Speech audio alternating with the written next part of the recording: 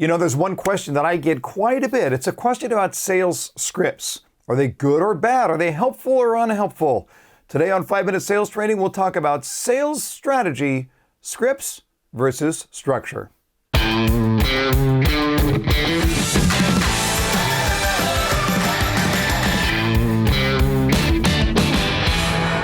Well, welcome back, everyone, to another 5-Minute Sales Training, where today we're going to look at sales strategy, script versus structure.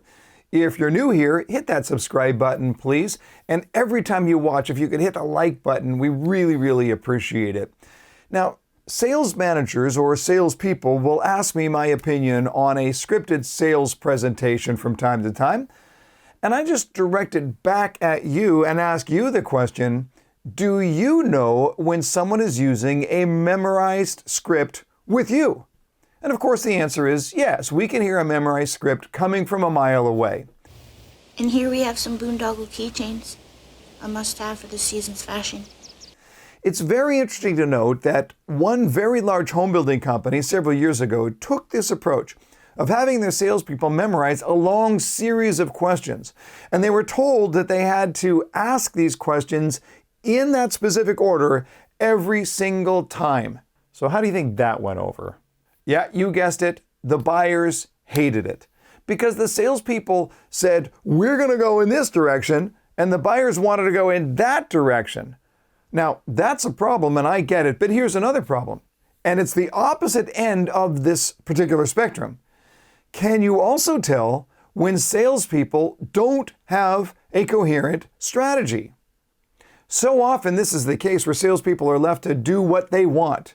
Now maybe they find a path and maybe they get the sale, but oftentimes they do not because they're missing a strategy. And they're all over the map in their own questioning pattern. So where do we find the right balance? Perfectly balanced, as all things should be. How do we avoid the two extremes? On the one hand, a presentation that is overly rigid in its scripting.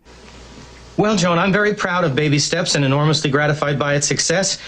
I think the greatest challenge, aside from the writing, is finding ways to make the ideas within it accessible to laymen as well as to my colleagues. And on the other hand, a completely unstructured free form. It's not just this book. It's this man. It's the compassion. It's the dignity. It's the wisdom. It's the horse sense of the guy. Well, I think it's best if we start by redefining what a script is. I actually have no problem with the concept of a script, if it's your script. The problem is when we're handed a script and it sounds nothing like us. You see, there's a perfect way to deliver a motivation question that's customized to you.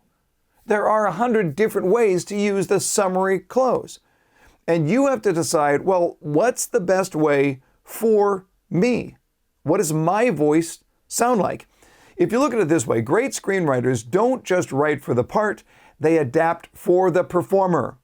And great actors and actresses, they use the script, but not so much as a word-for-word thing.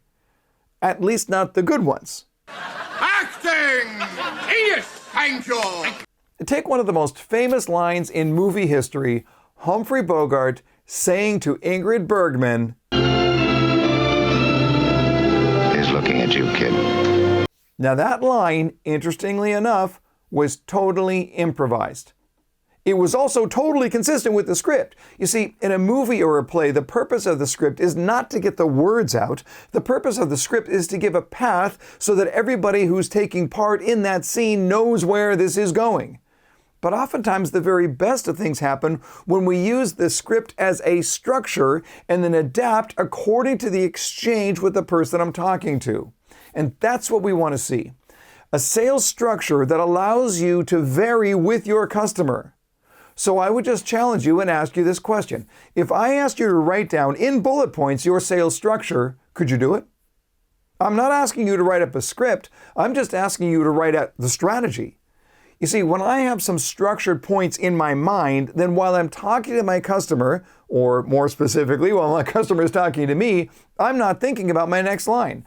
I'm totally concentrating on that customer. And then when the customer has finished what they're saying, I can simply ask myself, what's the next step in the structure of the presentation that I have? That's when I ask my next question. I'm not thinking about the question the whole time. I'm simply referring to the structure. Now, that's why I designed the 4-2 formula. It's exactly the kind of framework that I'm talking about today.